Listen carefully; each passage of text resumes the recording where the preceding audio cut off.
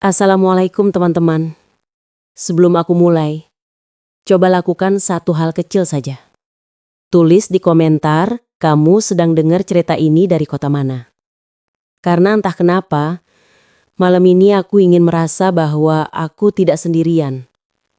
Bahwa ada seseorang, entah jauh atau dekat, yang sedang duduk sambil mendengarkan suara ini bersamaan denganku.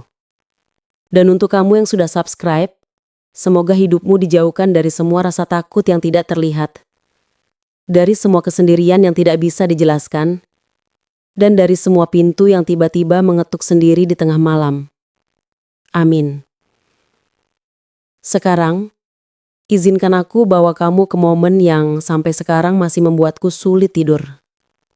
Momen di mana semuanya dimulai bukan dengan suara teriakan, bukan dengan bunyi langkah kaki, tapi hanya dengan satu telepon. Satu telepon sederhana yang seharusnya tidak berarti apa-apa. Tapi malam itu, telepon itu terasa seperti pintu yang dibuka menuju sesuatu yang seharusnya tidak pernah kulihat. Waktu itu aku baru selesai membereskan meja makan. Lampu-lampu di rumah mulai kupadamkan satu persatu agar suasananya tenang. Dan ketika aku hampir masuk kamar, HP-ku berdering. Tidak keras, tapi entah kenapa suara deringan itu terasa menusuk jantung. Aku menatap layar HP-ku. Nomornya tidak asing. Itu nomor tukang renovasi dapurku. Orang yang bekerja di rumahku sejak pagi. Awalnya aku mengira dia menelpon karena ada masalah soal bahan bangunan atau ingin memastikan jadwal esok hari. Tapi saat aku angkat, ada sesuatu dalam suaranya yang membuat tubuhku mengeras. Bu, maaf ganggu malam-malam. Dia berbicara pelan, seperti sedang menahan sesuatu di tenggorokannya. Ada jeda. Jeda yang terlalu lama untuk sekedar basa-basi. Aku bahkan sempat mengira teleponnya error, sampai ia mengucapkan satu kalimat yang membuat seluruh bulu kuduku berdiri. Bu, saya cuma mau pastikan, tadi siang itu ibu ada di rumah kan? Pertanyaan itu aneh, bingung, tidak masuk akal. Karena jelas-jelas aku membuka pintu untuknya pagi itu. Aku ada di rumah. Aku bahkan sempat membuatkan dia teh. Kenapa dia menanyakan hal itu? Iya pak, saya ada. Memang kenapa? Suaraku terdengar normal, tapi jujur aku sudah merasakan sesuatu mengalir turun ke tulang belakangku. Sesuatu yang dingin, gelap, dan tidak wajar. Hening. Lama sekali. Bahkan aku bisa mendengar detak jantungku sendiri. Dan waktu dia bicara lagi, nadanya sudah berubah. Seperti orang yang berusaha bicara dalam ketakutan yang ia sendiri tidak mengerti. Bu, saya lihat seseorang di rumah ibu. Kalimat itu menghantamku seperti palu. Jantungku berdetak kencang, tapi tubuhku tidak bergerak. Aku ingin berbicara, tapi lidahku kaku. Karena aku tinggal sendirian. Dan kalau ada orang lain di rumahku, itu berarti itu bukan manusia. Di momen itulah, aku sadar sesuatu. Telepon itu bukan sekadar kabar. Telepon itu adalah peringatan. Dan peringatan itu datang terlambat. Aku menelan ludah, mencoba mengumpulkan sisa-sisa keberanian yang entah kenapa terasa hilang begitu mendengar kalimat itu. Bapak, lihat siapa? Tanyaku perlahan. Tapi jujur, aku sendiri tidak siap dengan jawaban apapun yang mungkin keluar dari mulutnya. Karena apapun yang dia lihat, jelas bukan sesuatu yang seharusnya ada di rumahku. Di seberang telepon, aku mendengar napasnya terputus-putus. Bukan karena lelah, tapi seperti seseorang yang sedang berusaha menenangkan ketakutan yang baru saja menusuk jiwanya. Bu, saya lihat orang tinggi, kurus, rambutnya panjang banget, Bu. Dia berdiri di kamar depan. Aku spontan memejamkan mata. Kamar depan, Kamar yang sejak lama jarang kubuka, kamar yang sering terasa lebih dingin dari ruangan lain meski cuaca panas. Apa dia bicara sesuatu? Tanyaku hampir tidak terdengar. Enggak, Bu. Dia cuma berdiri, diem, kayak ngadep ke tembok. Saya kira itu keluarga ibu, tapi dia terdiam. Napasnya terdengar berat, seperti mengingat sesuatu yang tidak ingin ia ingat lagi. Tapi, waktu saya mau panggil ibu, orang itu hilang begitu saja. Hilang. Begitu saja. Kata itu menggema di kepalaku, merambat turun ke dadaku, lalu menusuk lambat ke perutku. Aku mencoba berpikir rasional, tapi logika tidak banyak membantu ketika seseorang yang tidak ada bisa terlihat oleh orang lain. Dan terburuknya adalah, tukang itu tidak berhenti sampai di situ. Bu, katanya pelan, lebih hati-hati seolah takut ada sesuatu yang mendengarkan kami. Bu, waktu saya hampir selesai kerja, saya dengar suara kayak orang bisik-bisik dari dalam kamar depan. Aku membeku. Bisik-bisik. Bukan langkah kaki. Bukan suara barang jatuh. Tapi bisikan. Aku merasakan kedua kakiku melemah. Seperti lantai tempat aku berdiri tidak lagi stabil. Bapak yakin itu bukan suara TV atau radio dari tetangga? Tidak, Bu. Suaranya dekat sekali. Kayak orang ngomong dari balik pintu. Tapi pas saya lihat, lagi-lagi napasnya tercekak. Pintu kamar depan gelap, Bu. Gelap banget. Dan ibu waktu itu ada di ruang tamu. Saya lihat sendiri. Kamar depan gelap. Tidak ada lampu. Tidak ada siapa-siapa. Dan aku jelas tidak berada di sana.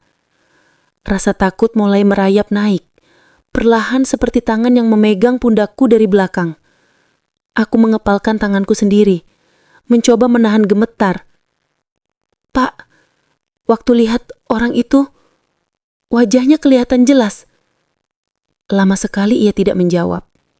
Hingga akhirnya, dengan suara yang sangat pelan, hampir seperti gumaman, ia berkata, Bu, saya nggak tahu itu wajah atau bukan. Yang saya lihat cuma rambut panjang dan kulit pucat. Tapi matanya, Bu, matanya kayak... Ia tidak melanjutkan. Tapi aku sudah bisa menebak. Karena aku tahu persis apa yang ia lihat. Atau lebih tepatnya, apa yang tidak seharusnya ia lihat. Ada hening panjang. Hening yang terlalu tinggi tekanannya membuat dadaku seperti diikat dari dalam. Dan ketika dia bicara lagi, Bu, kalau ibu sendirian di rumah, berarti yang tadi siang saya lihat bukan manusia. Kalimat itu tidak hanya membuat bulu kuduku berdiri. Kalimat itu menghancurkan seluruh rasa aman yang pernah kurasakan di rumahku sendiri. Setelah menutup telepon, aku berdiri lama di tengah ruang tamu tanpa bergerak. Rasanya seperti seluruh dinding rumah tiba-tiba merapat, menyempit dan mengurungku. Hening. Begitu hening, sampai suara detak jam dinding terdengar seperti pukulan keras yang memecah udara. Kata-kata tukang itu terus bergema di kepalaku. Yang saya lihat bukan manusia. Tidak seharusnya ada kalimat seperti itu masuk ke dalam hidupku. Ke dalam rumahku, tempat yang selama ini kuanggap sebagai satu-satunya ruang aman dari dunia luar. Tapi sekarang, entah mengapa, justru rumah ini yang terasa paling asing, paling dingin, paling berbahaya. Aku melangkah perlahan ke arah kamar depan. Bukan karena ingin memastikan, tapi karena rasanya aku justru perlu tahu apa yang sebenarnya ingin diperlihatkan rumah ini padaku. Tiap langkah terasa berat. Lantai seakan mengerang kecil di bawah kakiku, seperti menolak kedatanganku. Aku berhenti tepat di depan pintu kamar. Pintu itu tertutup rapat, tapi dari celah bawahnya, aku bisa melihat gelap yang pekat. Pekat yang anehnya lebih gelap dari gelap di ruangan lain. Seolah-olah kamar itu sedang menyembunyikan sesuatu, menelan cahaya, menolak diterangi. Aku cuma perlu lihat, tidak ada apa-apa. Gumamku mencoba meyakinkan diri sendiri. Tapi nada suaraku bergetar. Aku bahkan tidak yakin dengan kebohongan kecil yang kubisikkan untuk menenangkan diri. Tanganku terulur menuju gagang pintu. Dan saat jariku menyentuhnya, dingin. Bukan dingin biasa, bukan dingin logam. Ini dingin yang menusuk, dingin yang seperti merayap ke dalam kulitku, turun ke tulang-tulangku, dan membuat napasku tercekat. Aku menelan ludah. Jantungku berdetak terlalu keras, terlalu cepat. Bagian belakang leherku mulai terasa kesemutan, seperti ada yang memperhatikanku dari belakang. Pelan-pelan, aku menoleh. Tidak ada siapa-siapa, tapi rasa itu tetap ada. Rasa diperhatikan, dari sesuatu yang tidak terlihat. Aku kembali menatap pintu kamar itu. Dan di detik itu, entah kenapa aku merasa membuka pintu bukanlah ide yang baik. Tapi tidak membuka, mungkin lebih buruk. Aku memutar gagang pintu. Perlahan, hati-hati. Bunyi kecil terdengar. Klik. Dan pintu bergeser sedikit. Dari celah sempit itu, aroma dingin yang lembab langsung menyergap wajahku. Aroma seperti ruangan yang terlalu lama tidak ditempati, atau seperti sesuatu yang berada di dalamnya tidak ingin ditemukan. Aku menarik napas panjang, menahan ketakutan yang mulai menggerogoti nyaliku. Lalu, dengan sisa-sisa keberanian yang kupunya, aku dorong pintunya lebih lebar. Tapi sebelum pintu terbuka sepenuhnya, ada sesuatu. Sesuatu yang membuatku membeku di tempat. Dari dalam kamar yang gelap itu, aku mendengar sesuatu bergerak. Pelan, gesekan lembut, seperti kain yang terseret lantai. Tidak deras, tidak kasar, tapi sangat, sangat dekat. Dan seketika seluruh bulu kudukku berdiri. Karena aku tahu pasti, suara itu bukan sekadar angin, bukan tikus, bukan imajinasi. Suara itu terlalu besar, terlalu berat, terlalu sengaja. Seperti seseorang atau sesuatu yang sedang mundur ke dalam kegelapan. Saat aku membuka pintu untuk mencarinya, aku berdiri terpaku di depan pintu kamar yang kini terbuka hanya beberapa sentimeter. Cukup untuk membiarkan gelak di dalamnya merembes keluar seakan ingin menyentuhku. Suara gesekan lembut itu sudah berhenti, tapi justru karena berhenti itulah rasanya makin menakutkan. Keheningan di balik pintu tersebut bukan keheningan biasa. Ini adalah keheningan yang terasa dipenuhi seseorang atau sesuatu. Keheningan yang menunggu. Aku mencoba memanggil ibuku lagi. Kali ini dengan suara lebih pelan. Seperti takut membangunkan sesuatu yang seharusnya tidak terbangun. Bu? Tapi suaraku terdengar aneh. Pecah di tengah, serak, seperti suara orang yang sudah menyerah sebelum berusaha. Tidak ada jawaban. Tidak ada gerakan. Tidak ada apapun kecuali udara dingin yang kini mengalir keluar perlahan, menyentuh kulit tanganku, membuat tubuhku merinding hingga terasa sakit. Aku menahan nafas sejenak. Di titik itu, aku merasa sedang berada di antara dua pilihan yang sama-sama buruk. Masuk dan menghadapi apapun yang menunggu, atau memutar badan dan meninggalkan rumah ini yang selama ini kusebut rumah, tapi malam itu terasa seperti tempat asing yang menolak kehadiranku. Semuanya terasa salah. Terlalu sunyi, terlalu gelap, terlalu diatur. Seperti suasana yang diciptakan khusus agar aku merasakan ketakutan yang sangat personal. Ketakutan yang seolah mengenal masa kecilku, mengenal kelemahanku, mengenal hal-hal yang paling kuhindari. Aku memaksakan langkah kecil, mendekatkan wajahku pada celah pintu. Saat itulah aku merasakan sesuatu. Bukan suara, bukan bayangan. Tapi sebuah perasaan kuat yang memukul dada dari dalam, perasaan bahwa aku tidak sedang menatap kamar gelap. Aku sedang ditatap balik. Rasa itu begitu jelas, begitu menusuk, sampai mataku berair, bukan karena sedih, tapi karena tubuhku tidak bisa mengatasi sensasi takut yang begitu nyata. Pikiranku mencoba mencari hal-hal rasional. Mungkin kucing, mungkin angin, mungkin suara barang jatuh. Tapi semuanya terlalu lemah untuk melawan firasat yang menekan kuat di tulang-tulangku. Kakiku mundur setengah langkah tanpa kusadari. Tapi kemudian, dari dalam gelap itu, muncul sesuatu yang membuatku langsung kehilangan seluruh pijakan keberanian yang tersisa. Suara nafas. Pelan. Dalam. Tidak berburu-buru. Seperti nafas seseorang yang tahu aku ada di sana dan sengaja memperdengarkannya. Aku membeku. Jantungku serasa mau pecah. Tidak ada alasan apapun bahwa rumah yang kutinggali belasan tahun ini memiliki suara nafas selain milik manusia. Dan ibuku bukan tipe orang yang bernafas seberat itu. Lagi pula, suara itu bukan suara nafas orang yang ketakutan. Itu nafas yang tenang, stabil. Seperti seseorang yang nyaman berada dalam kegelapan dan merasa tidak perlu bersembunyi dariku. Untuk beberapa detik yang terasa sangat panjang, aku hanya bisa berdiri di sana, di ambang pintu antara terang dan gelap, antara keberanian dan ketakutan.